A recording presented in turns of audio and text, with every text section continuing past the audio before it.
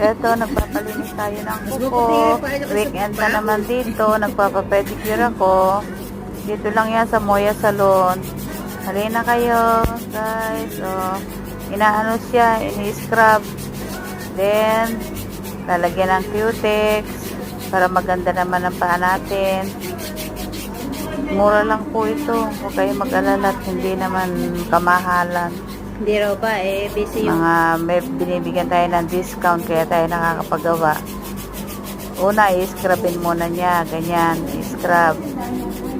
Scrub siya ng scrub. Tapos, Ano nga kamo kung meron? yan, nililinis niyang maayos. Ni-scrub Yun niya ang problema pati kung mga meron. Para sabi mo, dali-daliri. resign na lang siya at dito na magtatrabaho. Tapos, Yun, ayun, sabi mo raw. ayan, scrub siya. Tapos, after nyan, ano niya, tatanggalin niya yung mga cuticle. Then, after ng cuticle, ipupus niya. Baka meron Pagkapos, papasukan na bago. lilinisin niya remove niya yung cutex ko. Tapos, applyan ulit ng bagong cutex. Mga gel yung ginagamit nila, gel. Kaya maganda, guys.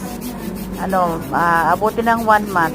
$10 lang naman ang bayad dito sa, salon. Ayun ang palat may backup. 1 month na yun.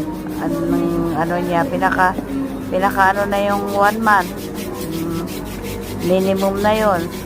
Pwede pang umabot ng more than 1 month yan, hindi pa maaalis. Kaya halina, at least once a month, makapagpalinis ng mga kuko. Ang dami din kasing, at least, nare-relax din ba? Pagka napupus, nare-relax din yung mga paa. Kaya guys, halina kayo. Palinis na tayo.